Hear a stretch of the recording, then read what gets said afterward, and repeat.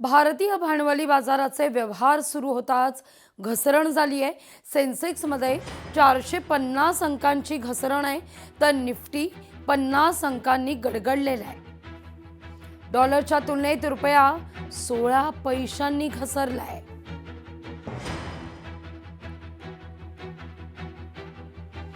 पत्रकार परिषदेमध्ये शरद पवार यांनी केंद्रीय अर्थसंकल्पासंदर्भात भाष्य केले। केंद्रीय अर्थसंकल्प संसदेत सादर होत असताना माझी गैरहजेरी कधी राहिलेली नाही 58 वर्षात, असं पवार म्हणतात। महाराष्ट्राच्या विधानसभा, देशाची लोकसभा, राज्यसभा या सगळ्या संस्थांच्या मध्ये गेले 58 वर्ष सभासद आहे आणि या 58 वर्षामध्ये अंदाजपत्रक ज्या दिवशी असेल त्या दिवशी माझी गैरहजेरी कधीही झाली नव्हती।